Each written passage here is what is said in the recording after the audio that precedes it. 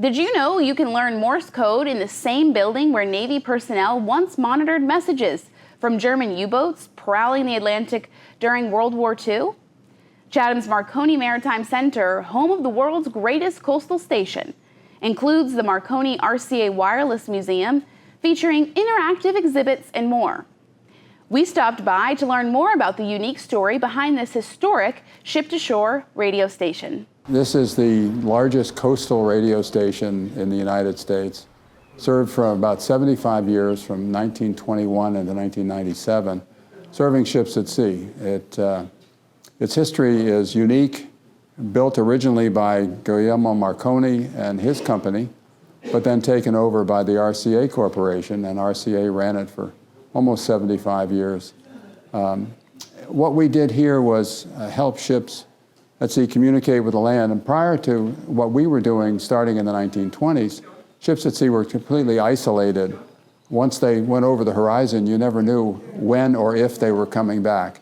And now they had a way of actually talking to people overseas. This is all done on wireless communication using Morse code as the vehicle for talking to a ship offshore.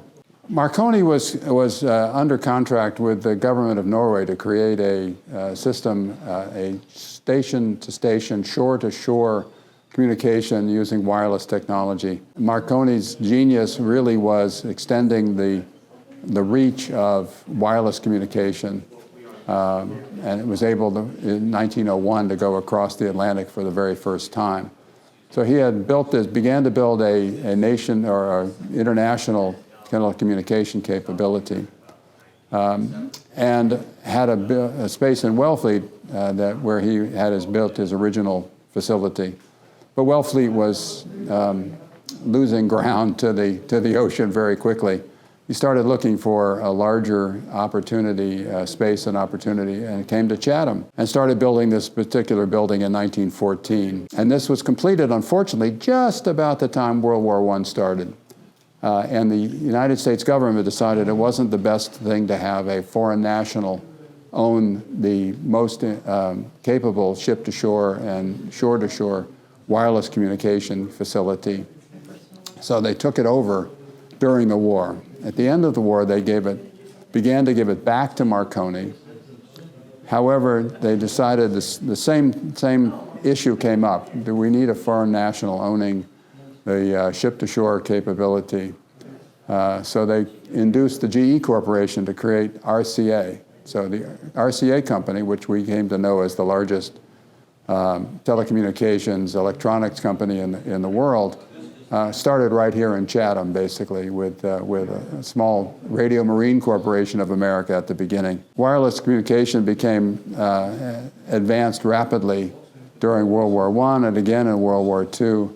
And by the time satellites began to be put into orbit, wireless using Morse code became kind of a redundant thing.